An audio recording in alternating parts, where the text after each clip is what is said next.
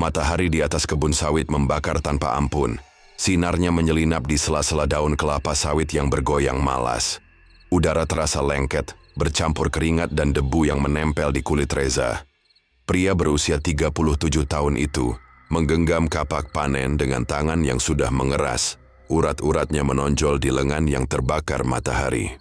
Bunyi tuak dari kapak yang menghantam tangkai sawit bergema, diikuti gemerisik buah merah yang jatuh ke tanah berlumpur.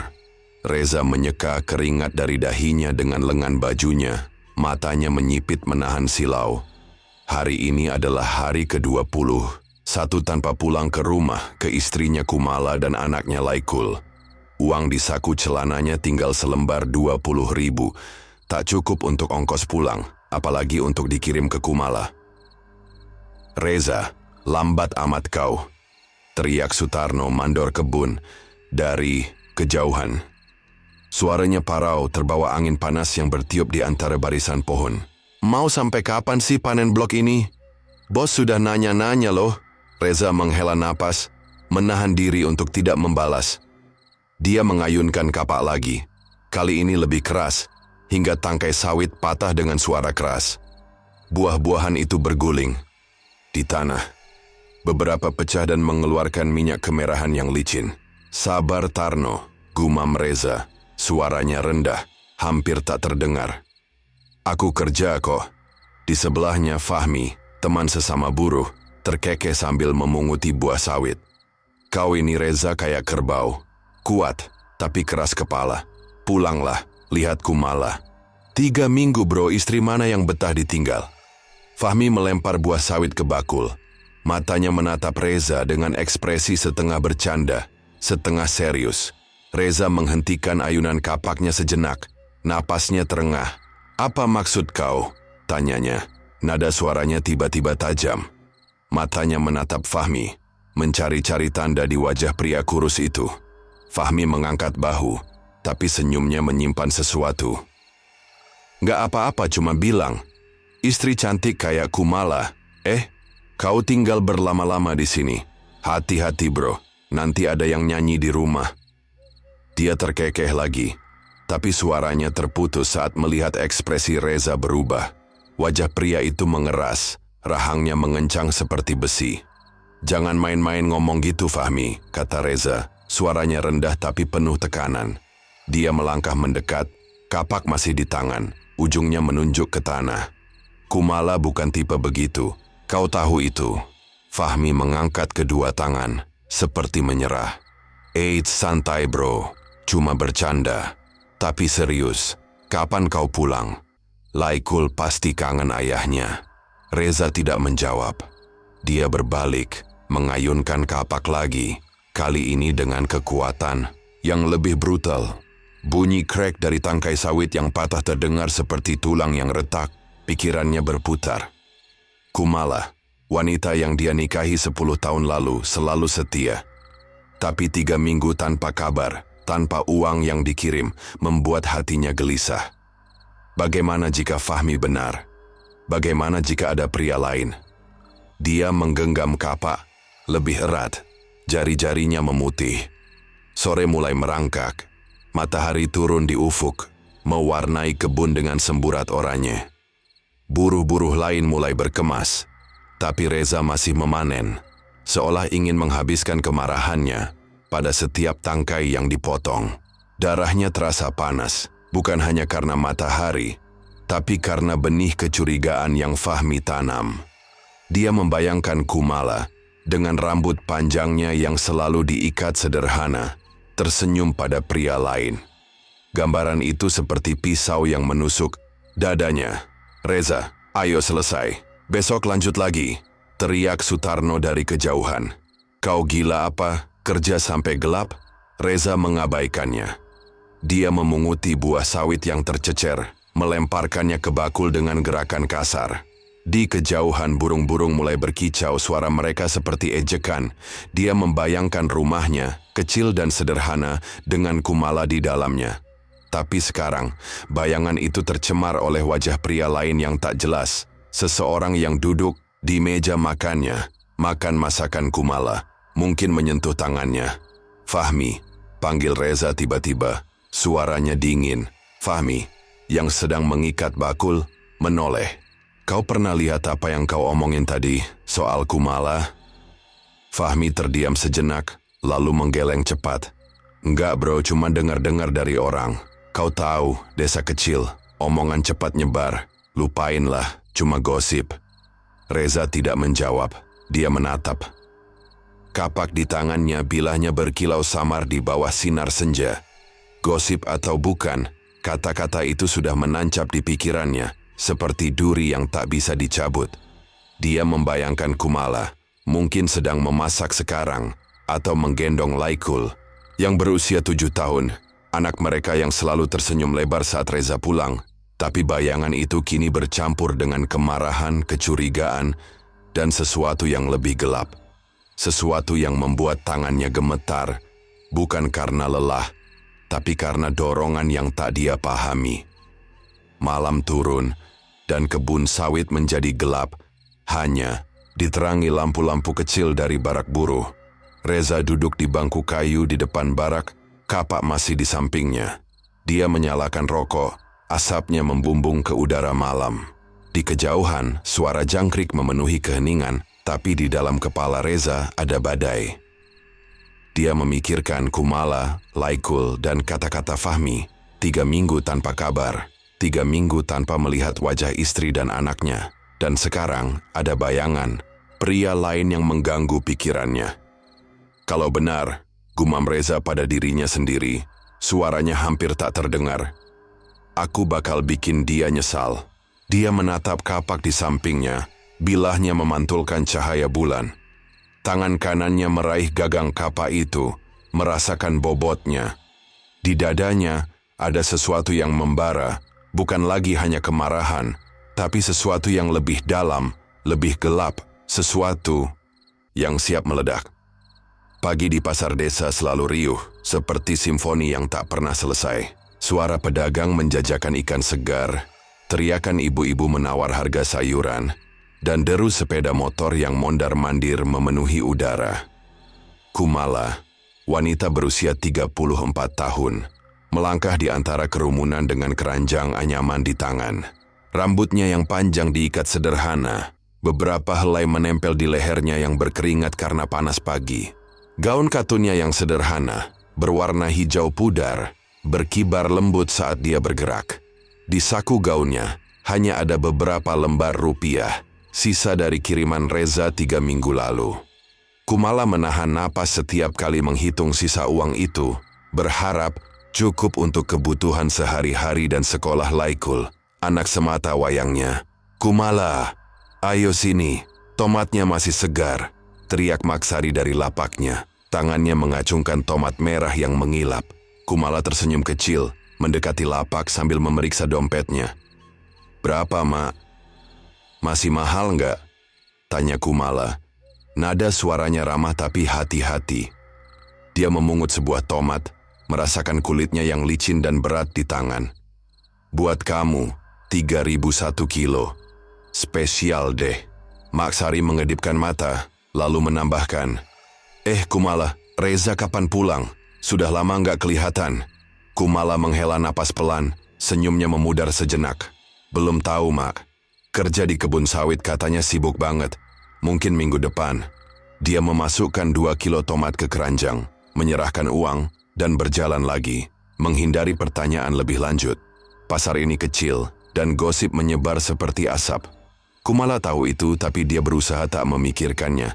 Dia fokus pada daftar belanja, beras, telur, dan sedikit ikan asin untuk makan malam. Di sudut pasar, di dekat lapak penjual ayam potong, Kumala berhenti mendadak. Seorang pria muda, kurus dengan kulit sawo matang, sedang memilih cabai di lapak sebelah. Wajahnya familiar, meski rambutnya yang sedikit acak-acakan membuat Kumala ragu sejenak. Pria itu menoleh, matanya membesar, dan senyum lebar muncul di wajahnya. "Tante Kumala," serunya, melangkah mendekat sambil membawa plastik berisi cabai. "Lama nggak ketemu. Apa kabar?" Kumala terkesiap, lalu tertawa kecil. "Ardi, ya Tuhan, kamu besar sekali sekarang." kapan pulang dari kota?" Dia memeluk pria. Itu sekilas, aroma sabun murah dari jaket Ardi bercampur dengan bau rempah pasar. Ardi, keponakannya, adalah anak dari kakak perempuan Kumala yang sudah meninggal beberapa tahun lalu. Terakhir kali Kumala bertemu Ardi, dia masih remaja kurus yang pemalu. Sekarang, di usia 22 tahun, dia tampak lebih percaya diri, meski tetap sederhana dengan kaos oblong dan celana jeans lusuh. "Baru 2 hari lalu pulang, Tante. Kerja di kota nggak cocok, mending balik desa," kata Ardi menggaruk kepalanya. "Laikul, apa kabar? Pasti sudah besar ya?" Kumala tersenyum lebar. Wajahnya cerah membicarakan anaknya. "Laikul sehat, sekarang sudah kelas 1 SD. Bandel tapi pinter, nanti mampir ke rumah ya. Dia pasti senang ketemu Paman Ardi." Ardi terkekeh. "Pasti, Tante. Tante mau kemana lagi? Biar aku bantu bawa belanjaan." Kumala mengangguk menyerahkan keranjangnya pada Ardi. Mereka berjalan bersama melalui lorong pasar yang ramai, berbincang tentang hal-hal kecil. Cuaca yang makin panas, harga beras yang naik, dan kenangan masa kecil Ardi saat dia sering main di rumah Kumala. Beberapa pedagang melirik mereka, beberapa tersenyum, tapi ada juga yang berbisik pelan. Mata mereka mengikuti Kumala dan Ardi dengan ekspresi yang sulit dibaca. Kumala tidak menyadarinya, tapi Ardi sempat menoleh. Alisnya berkerut melihat tatapan. Itu setelah selesai berbelanja, Ardi menawarkan untuk mengantar Kumala pulang. "Motor aku di ujung pasar, Tante. Ayo, biar cepat sampai rumah," katanya, mengangkat keranjang belanjaan dengan mudah. "Ngerepotin kamu, Di," ujar Kumala, tapi dia tersenyum. Mereka berjalan menuju motor tua Ardi yang diparkir di bawah pohon mangga. Kumala duduk di belakang, memegang pinggang Ardi saat motor mulai melaju. Angin pagi menyapu wajahnya, membawa aroma pasar yang bercampur dengan debu jalanan. Perjalanan ke rumah tidak jauh, hanya 10 menit, tapi Kumala merasa lega. Ardi selalu seperti adik baginya, seseorang yang membawa tawa di tengah hari-hari yang kadang terasa berat. Sampai di rumah kecil berdinding papan, Kumala turun dari motor. Laikul, yang sedang bermain dengan sepeda tua di halaman, berlari mendekat. "Mama!" serunya lalu berhenti saat melihat Ardi. "Siapa ini?" "Ini Paman Ardi, sayang," kata Kumala mengelus kepala Laikul. "Keponakan Mama, ayo salim." Laikul, dengan mata besar penuh rasa ingin tahu, menyodorkan tangan kecilnya. Ardi berjongkok, menjabat tangan Laikul dengan senyum lebar. "Wah, Laikul sudah gede, jadi penutup botol ya," candanya, membuat Laikul terkikik. "Mampir dulu, Di," ajak Kumala membuka pintu rumah. "Kita ngobrol bentar, aku buatin teh." Ardi mengangguk, mengikuti Kumala ke dalam. Rumah itu sederhana. Ruang tamu kecil dengan sofa tua, meja kayu yang sedikit goyah, dan dapur kecil di belakang. Kumala menyalakan kompor untuk memanaskan air, sementara Ardi duduk di sofa, bermain-main dengan Laikul yang menunjukkan mainan plastiknya. "Paman, ini robotku. Bisa jalan loh," kata Laikul, memamerkan mainan yang sudah sedikit rusak. "Wow, keren. Besok Paman bawa robot yang lebih besar ya," balas Ardi, mengacak rambut Laikul. Kumala dari dapur mendengar tawa mereka dan tersenyum. "Ardi, kamu masih suka makan ikan asin? Aku masak nanti malam, mampir lagi ya?" tanyanya, menuang teh ke dalam gelas. "Kalau Tante masak mana bisa nolak," jawab Ardi terkekeh. "Tapi serius Tante, kalau butuh apa-apa bilang aja. Aku sekarang tinggal di rumah Bude Siti, nggak jauh dari sini." Kumala mengangguk, membawa teh ke ruang tamu. Mereka mengobrol sebentar tentang masa kecil Ardi, tentang Laikul yang mulai suka menggambar, dan tentang desa yang berubah perlahan. Di luar, matahari naik lebih tinggi, membuat bayangan di dinding rumah bergoyang pelan. Ardi akhirnya pamit, berjanji akan mampir lagi besok untuk membawa buah dari kebun Bude Siti. Saat Ardi melaju pergi dengan motornya, Kumala berdiri di depan pintu, memandang jalan berdebu. Laikul menarik tangannya. "Mama, Paman Ardi baik ya?" "Iya sayang," jawab Kumala tersenyum. Tapi di sudut pasar, di antara bisik-bisik pedagang, ada cerita lain yang mulai menyebar, tentang Kumala dan pria muda yang terlihat akrab, yang mengantarnya pulang dengan motor, yang masuk ke rumahnya. Cerita yang, meski tak Kumala ketahui, akan segera sampai ke telinga Reza, membawa badai yang tak terbayangkan. Panas di kebun sawit terasa seperti tungku yang tak pernah padam. Matahari di puncak langit membakar kulit Reza, membuat keringat mengalir deras dari dahi hingga menetes ke tanah berlumpur di bawahnya. Pria berusia 37 tahun itu menggenggam kapak panen dengan tangan yang sudah melepuh. Setiap ayunan menghasilkan bunyi thwack yang keras saat tangkai sawit patah. Buah-buah merah berguling di tanah, beberapa pecah dan mengeluarkan minyak kemerahan yang licin di telapak tangan. Reza sudah 3 minggu di kebun ini, tanpa pulang, tanpa kabar untuk Kumala, istrinya dan Laikul, anak semata wayangnya. Dompetnya kosong, hanya ada selembar 10.000 yang tak cukup untuk apa-apa, apalagi untuk dikirim ke rumah. Dia bekerja seperti mesin, memotong, memungut, mengangkut, tapi pikirannya penuh dengan beban. Kumala butuh uang untuk belanja, Laikul butuh buku sekolah, dan Reza tak punya apa-apa untuk diberikan. "Reza, istirahat dulu bro," teriak Fahmi dari bawah pohon sawit yang rindang, tempat para buruh berkumpul saat jeda.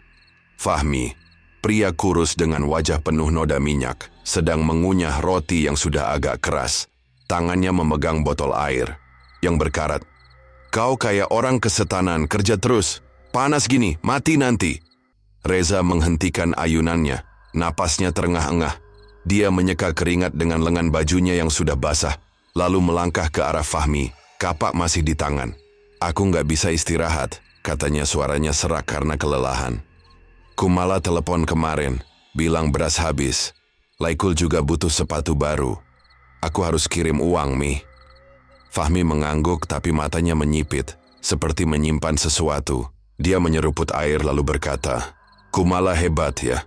Sendiri di rumah ngurus Laikul masih bisa belanja-belanja. Tapi..." Dia berhenti, menggantung kalimatnya, seolah sengaja memancing. Reza menatapnya, alisnya berkerut. "Tapi apa?" tanyanya. Nada suaranya tiba-tiba tajam. Dia duduk di akar pohon. Kapak diletakkan di sampingnya, tapi tangannya masih menggenggam gagangnya. Erat Fahmi mengangkat bahu, senyum kecil di wajahnya. "Nggak apa-apa, cuman orang-orang di desa pada ngomong, katanya Kumala sering kelihatan sama pria lain. Muda katanya, sering ke rumah makan bareng gitu." Dia terkekeh, tapi suaranya terdengar dipaksakan. "Mungkin cuma gosip bro, kau tahu, mulut orang desa." Reza terdiam, wajahnya mengeras, rahangnya mengencang seperti besi. Dia menatap Fahmi, mencari tanda kebohongan di wajah pria itu. Tapi Fahmi hanya menunduk, memainkan botol air di tangannya. "Siapa bilang gitu?" tanya Reza. Suaranya rendah, hampir seperti desis. "Kau lihat sendiri?" Fahmi menggeleng, tapi matanya tak bertemu dengan mata Reza. "Bukan aku, bro. Cuma dengar dari Pak RT, katanya ada yang lihat. Pria itu datang bawa belanjaan, masuk rumah, terus makan sama Kumala. Laikul juga ada, katanya. Mungkin cuma temen kali. Tapi, ya gitu, orang-orang ngomong." Reza merasakan darahnya berdesir, panas, seperti api yang menyala di dadanya. Dia membayangkan Kumala dengan gaun sederhananya, rambut diikat kucir tersenyum pada pria lain di meja makan mereka. Meja yang Reza beli dengan susah payah, tempat Laikul biasa, menggambar dengan krayon. Pria lain makan masakan Kumala, duduk di rumahnya, mungkin menyentuh tangannya. Gambaran itu seperti pisau yang berputar di pikirannya. "Kau yakin?" tanya Reza lagi.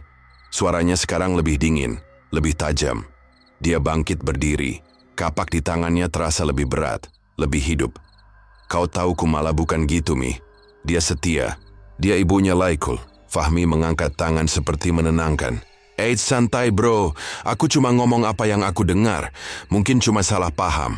Tapi kalau kau nggak percaya, tanya sendiri ke Pak RT. Atau pulang, lihat sendiri." Dia tersenyum, tapi senyumnya terasa seperti ejekan. Reza tidak menjawab. Dia berbalik, mengambil kapak, dan kembali ke barisan sawit. Setiap ayunan kapak sekarang lebih keras, lebih brutal, seperti dia sedang menghancurkan sesuatu yang tak terlihat. Bunyi krek dari tangkai yang patah terdengar seperti tulang yang remuk. Keringat bercampur debu menetes ke matanya, tapi dia tidak peduli. Pikirannya penuh dengan bayangan.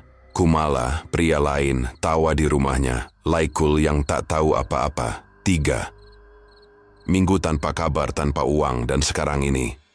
Dia merasa dadanya sesak, seperti ada batu besar yang menekan. Sore menjelang, matahari mulai turun mewarnai kebun dengan semburat oranye yang redup. Buruh lain mulai berkemas, tapi Reza terus bekerja, kapaknya tak berhenti. Fahmi mendekat lagi, membawa sebotol air. "Reza, serius, istirahat. Kau kelihatan nggak beres," katanya. Nada suaranya sekarang lebih serius. "Ngapain kau bilang gitu tadi?" Bentak Reza tiba-tiba, berbalik dengan cepat. Matanya merah, bukan hanya karena keringat, tapi karena sesuatu yang lebih dalam. "Kau sengaja, ya? Mau bikin aku gila?" Fahmi mundur selangkah, tangannya terangkat. "Woi, santai, aku cuma bilang apa yang aku dengar. Kalau nggak suka, tanya Kumala langsung. Pulang bro, lihat sendiri, jangan nanti menyesal." Reza menatap Fahmi lama, napasnya berat. Dia ingin mempercayai Kumala, ingin percaya bahwa istrinya, ibu dari anaknya, tak akan mengkhianati. Tapi kata-kata Fahmi seperti racun, meresap ke pikirannya, menggerogoti keyakinannya. Dia membayangkan pria itu, muda, mungkin lebih tampan, duduk di meja makannya, makan masakan Kumala. Mungkin menatapnya dengan cara yang seharusnya hanya milik Reza. "Kalau aku pulang," kata Reza pelan, suaranya hampir seperti bisik. "Dan apa yang kau bilang itu benar, aku nggak akan diam." Dia menggenggam kapak lebih erat, jari-jarinya memutih. Fahmi menatapnya, ekspresinya bercampur antara takut dan rasa bersalah, tapi dia tak berkata apa-apa lagi. Malam turun, kebun sawit menjadi gelap, hanya diterangi lampu-lampu kecil dari barak buruh. Reza duduk sendirian di bangku kayu, kapak di sampingnya, bilahnya memantulkan cahaya bulan. Dia menyalakan rokok, asapnya membumbung ke udara malam. Di kejauhan, suara jangkrik memenuhi keheningan, tapi di dalam kepala Reza ada suara lain, kata-kata. Fahmi bayangan Kumala dengan pria lain, dan kemarahan yang semakin membesar. Seperti api yang siap melahap segalanya. Rumah kecil berdinding papan itu terasa hidup sore itu. Aroma ikan asin goreng bercampur dengan bau bawang merah yang ditumis menguar dari dapur, mengisi udara dengan keharuman yang sederhana namun menggugah selera. Kumala berdiri di depan kompor, kecil mengaduk wajan dengan sendok kayu. Rambutnya yang diikat kucir sedikit berantakan karena panas dapur. Gaun katunnya yang hijau pudar menempel di kulitnya yang berkeringat, tapi senyumnya tetap cerah. Di ruang tamu, tawa Laikul, anak semata wayangnya yang berusia 7 tahun, bergema, bercampur dengan suara Ardi, keponakannya, yang sedang bermain dengannya. Meja kayu kecil di tengah ruang makan sudah disiapkan, dengan piring-piring seng sederhana, dan segelas air putih untuk masing-masing orang. "Ardi, jangan ajarin Laikul yang aneh-aneh, ya," seru Kumala dari dapur, nadanya setengah bercanda. Dia memasukkan ikan asin yang sudah kecoklatan ke piring, lalu menambahkan sambal tomat yang masih mengepul. "Dia tadi bilang mau jadi superhero kayak di mainanmu itu." Ardi yang sedang duduk bersila di lantai ruang tamu, terkekeh. Dia memegang robot plastik Laikul, menggerakkannya seolah terbang. "Tante, Laikul ini pinter loh," dia bilang robotnya, "bisa ngeluarin laser." Ardi mengacungkan mainan itu, membuat suara piu-piu yang membuat Laikul tergelak. "Paman, laser itu beneran loh," protes Laikul, matanya yang besar penuh semangat. Dia merangkak mendekat merebut robotnya dari tangan Ardi. "Kalau aku besar, aku mau bikin robot beneran, kayak di TV." Kumala mengintip dari dapur, tersenyum melihat anaknya dan Ardi. Ardi, yang berusia 22 tahun, membawa plastik belanjaan tadi pagi setelah bertemu di pasar. Dia bersikeras membantu Kumala, membawakan beras, beberapa tomat, dan ikan asin yang sekarang sedang dimasak. Kumala merasa bersyukur. Dengan Reza yang belum pulang 3 minggu, kehadiran Ardi seperti angin segar, membawa tawa ke rumah yang kadang terasa sepi. "Ayo kalian berdua makan dulu," panggil Kumala membawa piring berisi ikan asin, sambal, dan nasi hangat ke meja. Dia menata piring dengan hati-hati meski meja kayu itu sedikit goyah. "Laikul, cuci tangan dulu ya. Jangan main-main terus." Laikul berlari ke bak cuci di sudut rumah, tangannya masih memegang robot plastik. "Iya, Mama," serunya, suaranya ceria. Ardi bangkit dari lantai, mengikuti Kumala ke meja makan. Dia menarik kursi kayu yang berderit, duduk di seberang Kumala. "Tante, ini masakan bikin kangen loh," kata Ardi, mencium aroma ikan asin. "Dulu, tiap tante masak, aku selalu minta tambah. Ibu juga suka ikan asin beginian." Suaranya sedikit redup saat menyebut ibunya, kakak Kumala yang sudah meninggal beberapa tahun lalu. Kumala tersenyum kecil, tapi ada sedikit kesedihan di matanya. "Makanya mampir sering-sering di rumah ini, sepi kalau cuman aku sama Laikul. Reza juga entah kapan pulang." Dia menghela napas menatap piring di depannya. "Sudah 3 minggu nggak ada kabar. Katanya sibuk di kebun sawit." Ardi mengangguk, mengambil sesendok nasi dan ikan asin. "Paman Reza pasti kerja keras buat tante sama Laikul. Tapi, ya, 3 minggu lama juga, ya. Tante nggak telepon dia." "Sudah, kemarin. Katanya minggu depan pulang, tapi entah kenapa susah dihubungi," jawab Kumala. Nadanya penuh kelelahan. Dia mengambil sepotong ikan, mengunyah perlahan. Mungkin sinyal di kebun jelek. Laikul kembali dari bak cuci, tangannya masih basah. Dia naik ke kursi di samping Ardi, memandang piringnya dengan semangat. "Paman, ini ikan favoritku. Mama masak. Enak banget," katanya. Lalu langsung menyendok nasi ke mulutnya, membuat Kumala dan Ardi tertawa. "Kalau gitu, Paman besok bawa ikan lagi, ya?" canda Ardi, mengelus kepala Laikul. "Tapi kamu harus janji, belajar yang rajin. Kelas 1 SD, harus pinter." Laikul mengangguk keras, mulutnya penuh nasi. "Janji, Paman. Aku mau jadi pinter kayak Mama." Makan malam berlangsung dengan tawa dan cerita ringan. Kumala menceritakan tingkah Laikul di sekolah, yang suka menggambar di buku catatannya. Ardi berbagi kenangan masa kecilnya saat dia dan Kumala sering bermain di sawah dekat rumah. Cahaya lampu minyak di ruang makan menyala redup, menciptakan bayangan lembut di dinding papan. Di luar, angin sore bertiup pelan, membawa suara daun kelapa yang bergoyang. Rumah itu terasa hangat, penuh kasih, seperti tempat perlindungan dari dunia luar. "Tante, serius, kalau butuh apa-apa, bilang aja," kata Ardi saat mereka selesai makan. Dia membantu Kumala mengumpulkan piring, membawanya ke bak cuci. "Aku sekarang tinggal dekat, di rumah Bude Siti. Bisa mampir kapan aja." Kumala tersenyum, mengelap tangannya dengan kain lap. "Makasih, Di. Kamu baik banget. Nanti kalau Reza pulang, aku suruh dia ketemu kamu. Dia pasti senang tahu kamu balik ke desa." Ardi mengangguk, tapi matanya sempat melirik ke arah jendela, di mana kegelapan malam mulai menyelimuti halaman. "Paman Reza orang baik, Tante. Tapi, iya, semoga dia cepat pulang. Laikul kangen ayahnya kan?" Dia menoleh ke Laikul, yang sekarang kembali bermain dengan robotnya di lantai. "Iya, Paman. Aku mau ceritain ke Papa soal robotku," kata Laikul, mengacungkan mainannya dengan bangga. Kumala tersenyum, tapi ada kekhawatiran samar di matanya. 3 minggu tanpa Reza terasa seperti selamanya. Dia merindukan suaranya, candaannya, bahkan marah-marah kecilnya saat lelah. Tapi dia menepis pikiran itu, fokus pada momen ini. Ardi yang membantu, Laikul yang ceria, dan rumah kecil mereka yang penuh kehangatan.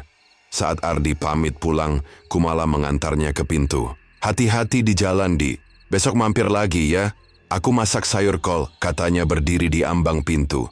"Pasti, Tante," jawab Ardi melangkah ke motornya yang diparkir di halaman. Mesin motor menderu pelan saat dia melaju ke kegelapan. Lampu depannya menyapu jalan berdebu. Kumala menutup pintu, menggendong Laikul yang mulai mengantuk, dan membawanya ke kamar kecil mereka. Di luar, di antara rumah-rumah tetangga, ada mata yang mengintip dari balik jendela. Bisik-bisik tentang Kumala dan pria muda yang makan di rumahnya mulai menyebar, seperti angin yang membawa badai. Kumala tak tahu, tapi benih kecurigaan yang ditanam di pasar pagi tadi sudah mulai tumbuh, menjalar ke arah Reza, yang masih di kebun sawit, dengan kapak di tangan dan kemarahan yang mulai membara. Hujan deras mengguyur desa sejak pagi, airnya membentuk sungai kecil di jalan tanah yang becek. Langit abu-abu pekat. Petir sesekali menggelegar, membuat udara terasa berat dan lembab.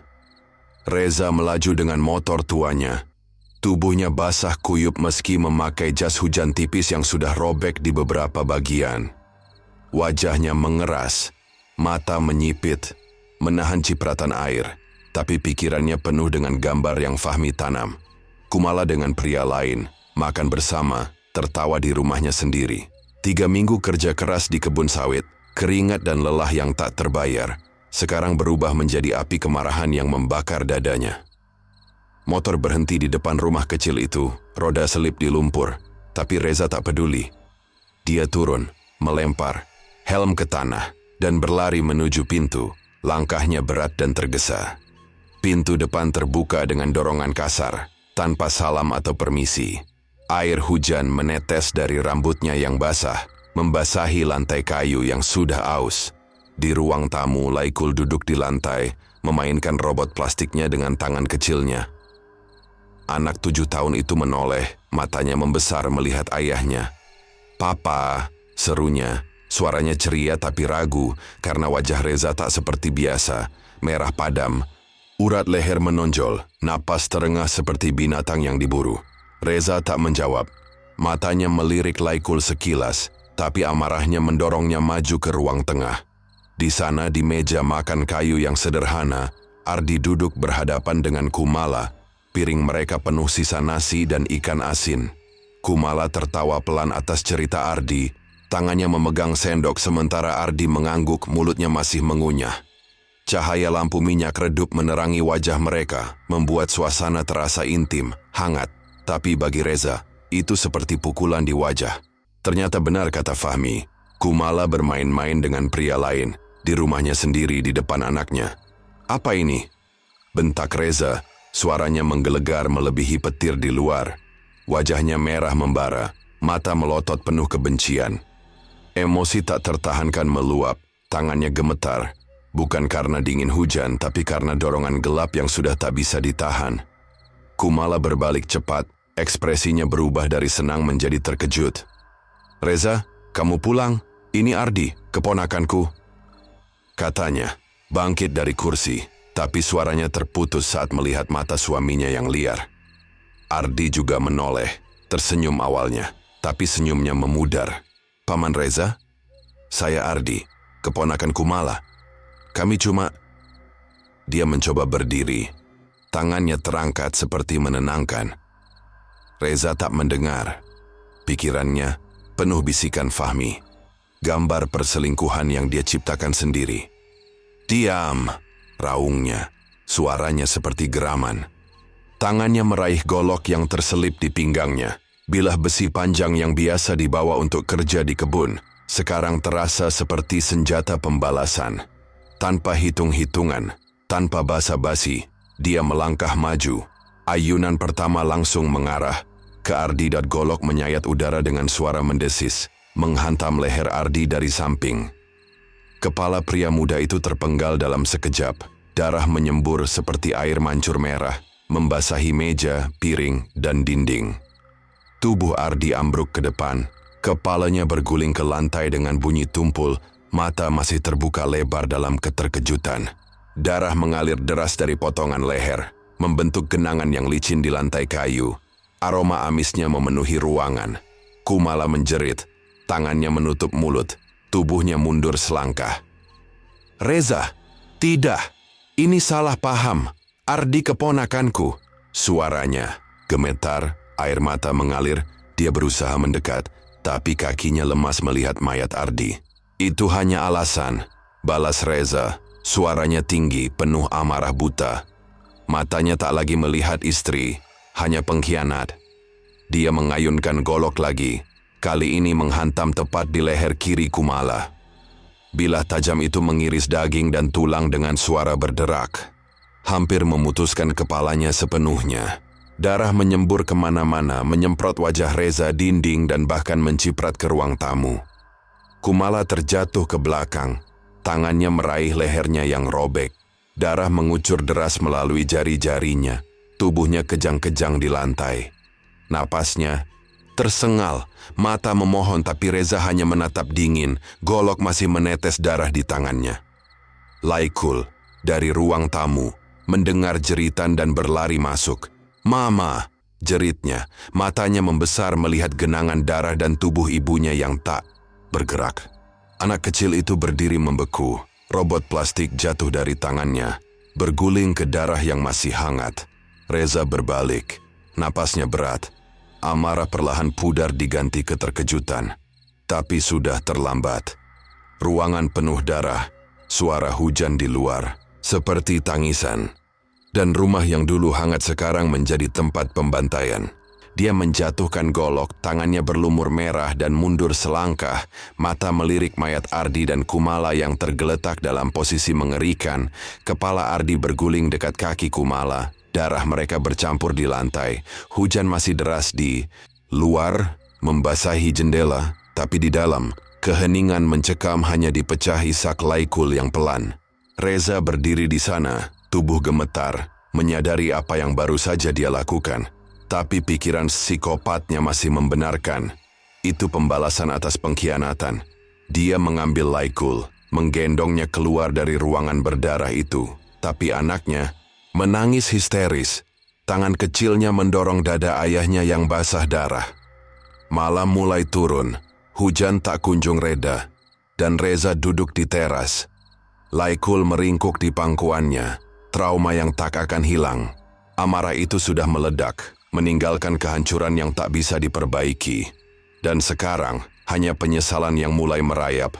Meski terlambat, hujan masih mengguyur tanpa ampun. Airnya menciptakan genangan-genangan di jalan tanah yang licin. Langit gelap, hanya sesekali diterangi kilat yang menyambar, menerangi wajah Reza yang pucat dan basah. Darah Kumala dan Ardi masih menempel di tangannya, lengket dan kini bercampur dengan air hujan, mengalir dalam garis-garis merah tipis ke ujung jarinya. Golok yang tadi digunakannya tergeletak di teras rumah, ditinggalkan bersama Laikul yang menangis histeris, meringkuk di sudut ruang tamu. Reza berlari, kakinya terpeleset di lumpur, napasnya tersengal. Pikirannya kacau, bercampur antara kepanikan, rasa bersalah, dan kemarahan yang masih membara. Dia harus pergi, kemana saja, jauh dari desa, dari jeritan tetangga yang mungkin segera mendengar kabar, dari hukum yang pasti akan mengejar. Jalan desa yang sepi terasa seperti lorong tak berujung. Tiap langkah Reza disertai bunyi splash dari sepatunya yang menghantam genangan air. Jaketnya yang basah menempel di tubuh, berat, tapi dia tak berhenti. Bayangan wajah Kumala, lehernya yang robek hampir putus, dan kepala Ardi yang berguling di lantai terus muncul di kepalanya, seperti film yang diputar ulang tanpa henti. Ini salah mereka, gumamnya pada diri sendiri. Suaranya tenggelam dalam deru hujan. Kumala yang mulai, dia yang bermain-main. Tapi kata-kata itu terasa kosong, dan di sudut pikirannya, suara kecil berbisik. Bagaimana jika itu benar-benar salah? Paham? Reza sampai di ujung desa, di mana jalan tanah bertemu dengan jalan aspal menuju kota. Di sana, sebuah warung kecil masih menyala. Lampu neonnya berkedip-kedip di tengah hujan. Seorang pria tua, Pak Maman, duduk di balik meja warung, mengisap rokok kretek sambil memandang hujan. Reza berhenti, napasnya berat, tangannya gemetar. Dia membutuhkan tumpangan, sesuatu untuk membawanya ke kota, ke tempat dia bisa menghilang. "Pak, ada angkot ke kota malam ini?" tanya Reza. Suaranya serak, berdiri di ambang warung agar tak terlihat jelas. Air hujan menetes dari rambutnya, bercampur dengan sisa darah yang masih menempel di lengan bajunya. Pak Maman menoleh, Matanya menyipit menatap Reza. Reza ya? Kok basah kuyup gini? Angkot terakhir sudah lewat sejam lalu. Mau kemana malam-malam begini? Suaranya penuh rasa ingin tahu, tapi ada nada curiga di dalamnya.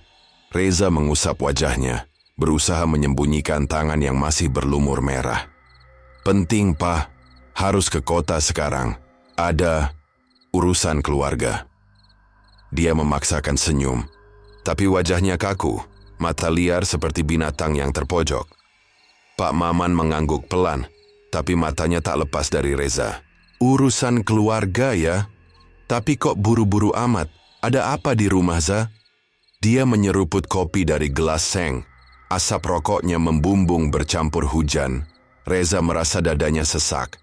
Dia ingin berteriak, ingin lari lagi. Tapi dia tahu dia harus tenang. Gak apa-apa, Pak, cuman butuh ke kota. Ada yang bisa bantu? Suaranya mulai goyah, dan dia melangkah mundur. Tak ingin Pak Maman melihat noda merah di bajunya. Pria tua itu mengangguk, menunjuk ke arah truk tua yang diparkir di samping warung. Anakku, Budi, mau ke kota bawa sayuran. Mungkin bisa bantu, tapi kau bayar bensin, ya? Reza mengangguk cepat, tangannya merogoh saku. Hanya ada beberapa lembar rupiah, cukup untuk sebotol bensin. Beres, Pak. Mana Budi? Seperti dipanggil, Budi, pria muda bertubuh kekar dengan kaus basah, muncul dari belakang warung. Siapa ini ya? Tanyanya, menatap Reza dengan alis berkerut. Mau numpang? Kemana?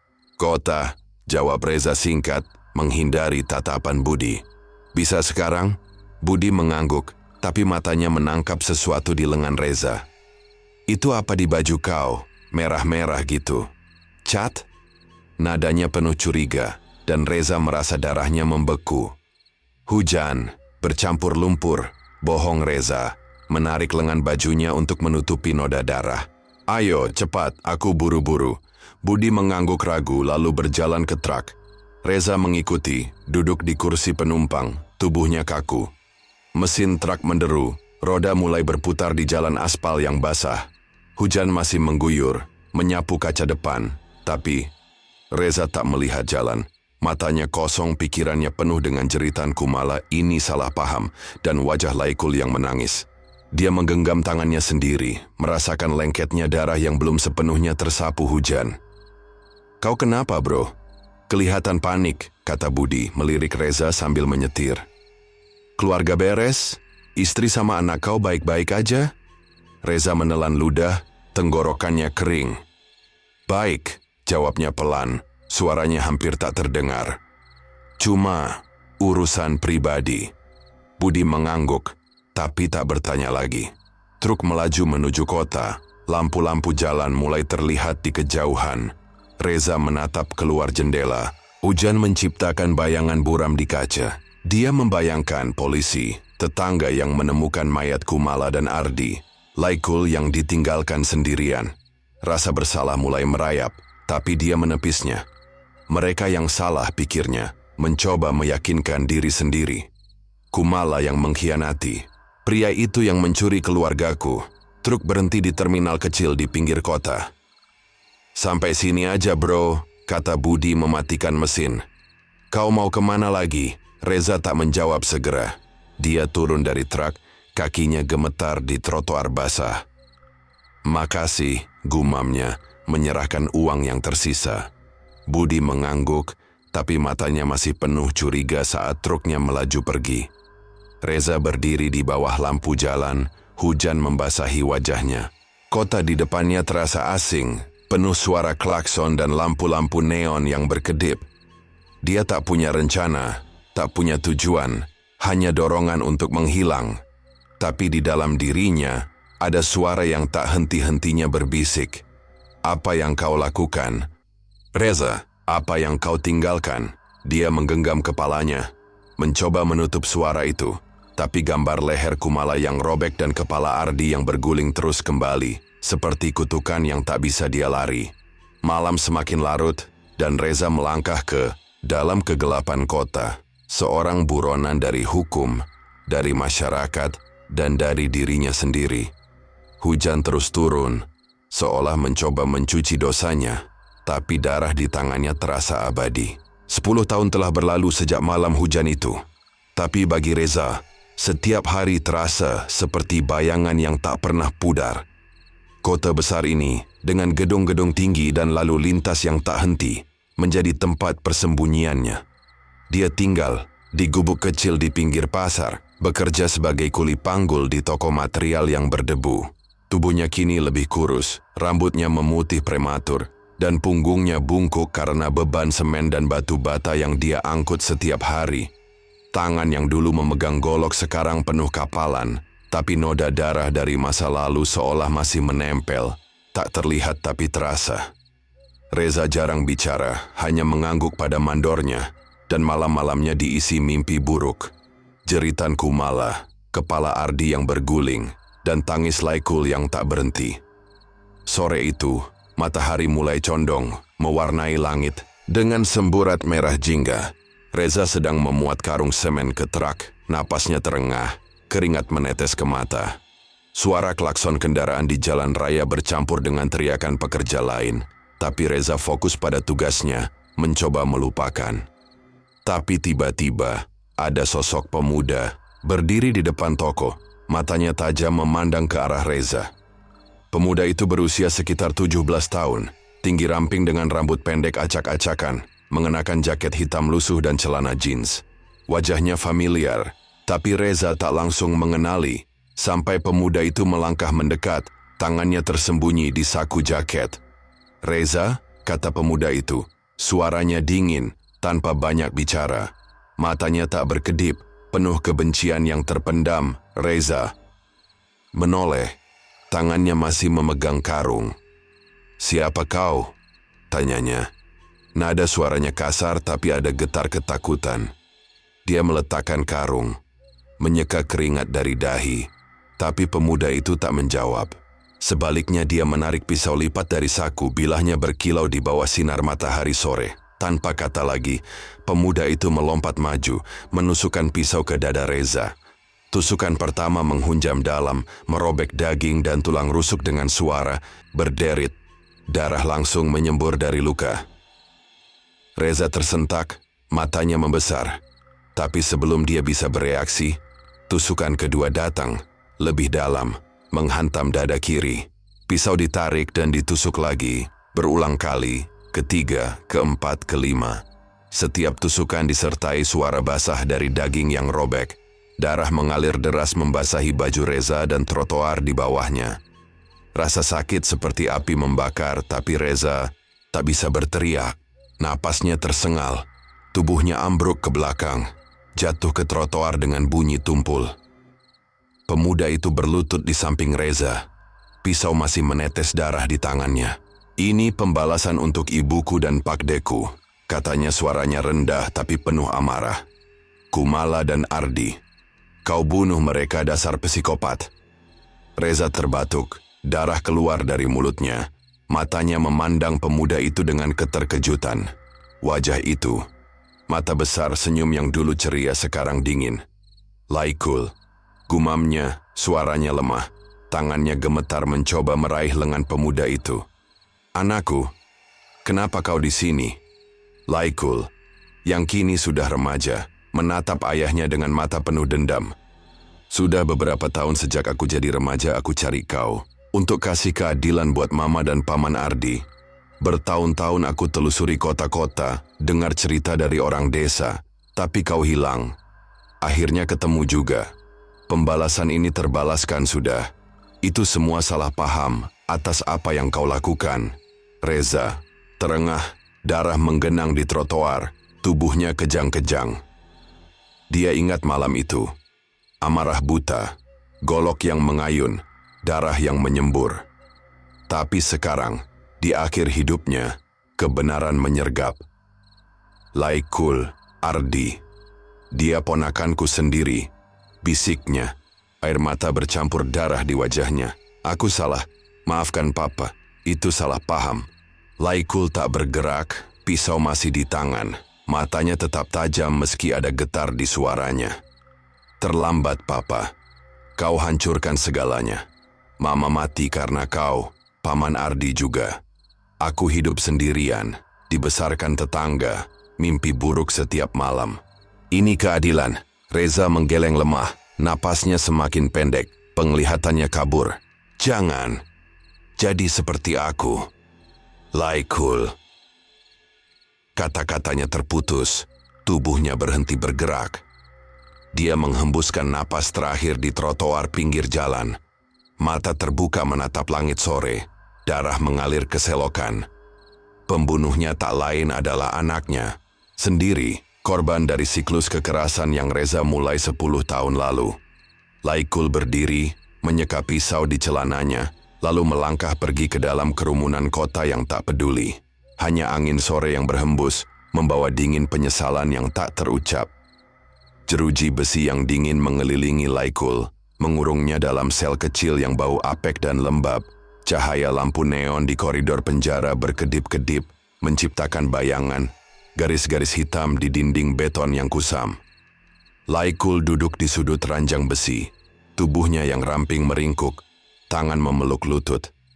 Usianya kini 17 tahun, tapi wajahnya terlihat lebih tua. Garis-garis di dahinya seperti lukisan, penderitaan. Matanya, yang dulu ceria saat bermain robot plastik bersama ibunya, kini kosong, hanya sesekali menyala dengan kilasan dendam yang belum padam. Pisau yang dia gunakan untuk menusuk Reza sudah disita polisi, tapi tangannya masih terasa lengket, seolah darah ayahnya masih menempel. Di luar sel, langkah sepatu penjaga bergema di koridor. Pak Darmo, penjaga tua dengan suara serak, berhenti di depan jeruji. Laikul, makan malamnya disentuh, nak? Tanyanya, mengintip melalui jeruji, sambil memegang nampan berisi nasi dan sayur kol yang sudah dingin. Laikul tak menoleh, matanya terpaku pada lantai. "Nggak lapar, Pak," jawabnya pelan, suaranya datar seperti orang yang kehilangan alasan untuk bicara. Pak Darmo menghela napas, meletakkan nampan di lantai. "Kau harus makan, nak, kuatkan badan. Pengadilan minggu depan," katanya. "Ceritain ke hakim kenapa kau lakuin itu." Suaranya lembut, tapi ada rasa ingin tahu di dalamnya, seperti semua orang yang mendengar cerita Laikul, pemuda yang membunuh ayahnya sendiri. Laikul mengangkat kepala, matanya bertemu dengan Pak Darmo sejenak. "Buat apa cerita? Mereka nggak akan ngerti. Mama dan Paman Ardi mati karena dia. Aku cuma kasih keadilan." Kata-katanya tajam, tapi ada getar di ujungnya, seperti dia mencoba meyakinkan dirinya sendiri. Pak Darmo mengangguk, tapi alisnya berkerut. "Keadilan, ya. Tapi kau sekarang di sini, nak. Apa itu yang ibumu mau? Anaknya di penjara?" Dia mengetuk jeruji dengan jari, lalu berjalan pergi, langkahnya bergema di koridor yang sepi. Laikul kembali menunduk, jari-jarinya mencengkeram lutut lebih erat. Pikirannya melayang ke 10 tahun lalu, malam hujan itu. Jeritan ibunya, Kumala, masih bergema di kepalanya, disusul bunyi tumpul kepala Paman Ardi yang berguling di lantai. Dia ingat darah yang membasahi lantai kayu, robot plastiknya yang terjatuh di genangan merah. Reza menggendongnya keluar dari rumah malam itu, tapi Laikul tak pernah melupakan wajah ibunya yang pucat, lehernya robek hampir putus. Tetangga menemukannya keesokan harinya, dibesarkan oleh keluarga lain. Tapi trauma itu seperti bayangan yang tak pernah pergi. "Aku benar, Mama," bisik Laikul pada dirinya sendiri. Suaranya hampir tak terdengar. "Aku balasin untukmu, untuk Paman Ardi." Tapi kata-kata itu terasa hampa.